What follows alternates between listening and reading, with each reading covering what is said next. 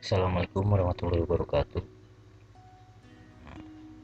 Kali ini Bapak akan menjelaskan mengenai analisis beda rata dua sampel, atau bisa bisa juga disebut uji beda.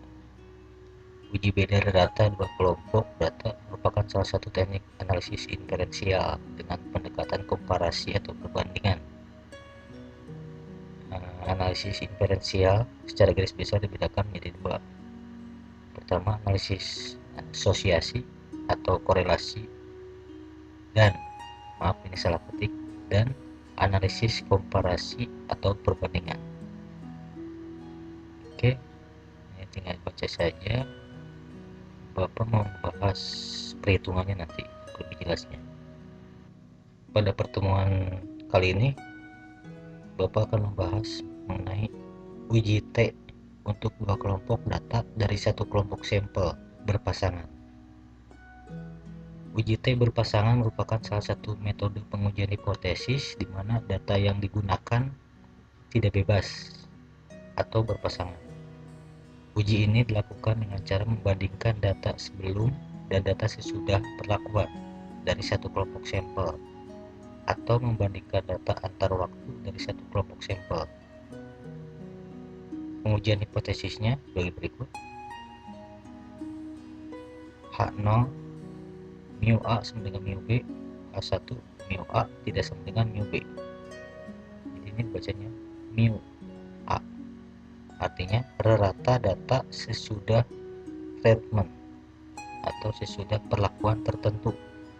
Mu B artinya rata data sebelum perlakuan tertentu.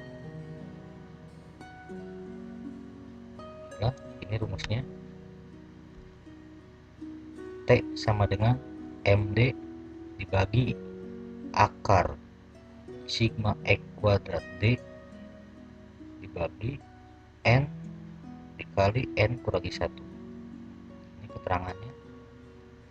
MD rata dari gain atau dengan disimbolkan D. D itu artinya gain. XD artinya deviasi skor gain terhadap ratanya. Atau rumusnya ini XD itu sama dengan D kurangi MD. MD itu yang rata ya. Sekarang E kuadrat D, kuadrat deviasi skor gain terhadap ratanya. D selisih skor sesudah dan skor sebelum dari tiap subjek. N banyaknya sampel atau subjek penelitian. Untuk pengujian hipotesis selanjutnya, nilai T hitung hasil dari perhitungan di atas tadi. Ini namanya rumus T hitung dibandingkan dengan nilai T tabel. Cara penentuan nilai T tabel didasarkan pada taraf signifikansi tertentu.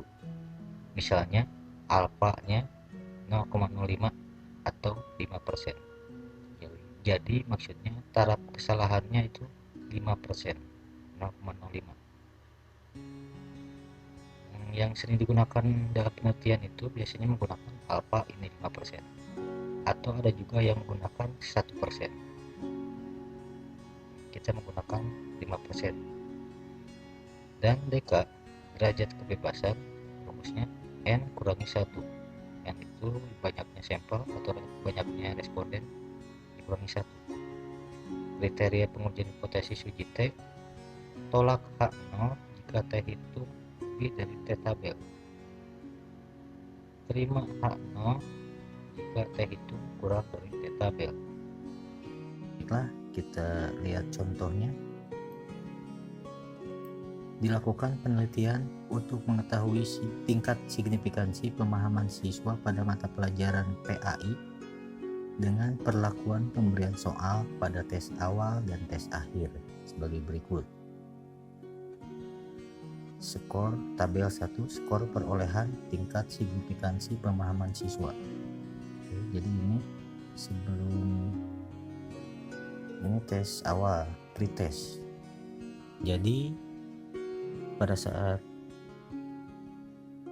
seorang peneliti masuk ke kelas, sebelum melakukan pembelajaran, peneliti melakukan tes, memberikan soal atau tes berupa tes tulis ya. Dan ini hasilnya. Kemudian setelah tes, kemudian baru melakukan proses pembelajaran. Di akhir proses pembelajaran diberikan lagi tes akhir. Ini skor dari hasil tes akhirnya ya. Jadi maksudnya ini buat tabel, siswanya ada 10 di contoh ini. Oke, sekarang kita buat lagi tabel seperti tadi, cuma ditambah 4 kolom. Kolom yang ini satu untuk kolom gain atau D, kolom yang tambahan kedua MD, kolom tambahan ketiga XD, kolom tambahan keempat X kuadrat D. Jadi di sini D artinya Y kurangi X. Gain itu artinya skor sesudah dikurangi skor sebelum atau akhir kurangi awal. Di sini 65 dikurangi 50, maka hasilnya 15. Kemudian MD itu artinya rata. Oke, ini jangan dulu diisi, kita isi dulu ini semua. 62 kurangi 40 22, 71 dikurangi 60 11, 60 kurangi 35 25, dan seterusnya hingga yang ke-10 ini, siswa ke-10. 78 dikurangi 65, hasilnya 13. Kita jumlahkan dari baris atas 15 22 11 sampai ke 13, hasil akhir 143. Nah, setelah kalian mengisi kolom yang ini, kalian cari dulu nilai MD nya. Nah, ini contoh perhitungannya. Tadi D itu dari sini 15, kemudian nah MD itu rumusnya sigma D dibagi N. Sigma D itu yang ini, yang tadi dicari, dijumlahkan 143.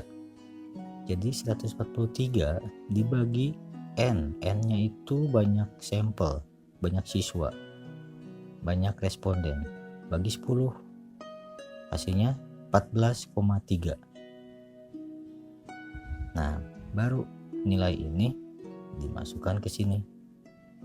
Ini nilainya sama 14,3 semua. Oke, kemudian kita mencari nilai XD. XD itu artinya D dikurangi MD. Berarti D-nya 15, MD-nya 14,3. Hasilnya 0,7. Kemudian ini juga sama, 22 dikurangi 14,3. Hasilnya 7,7.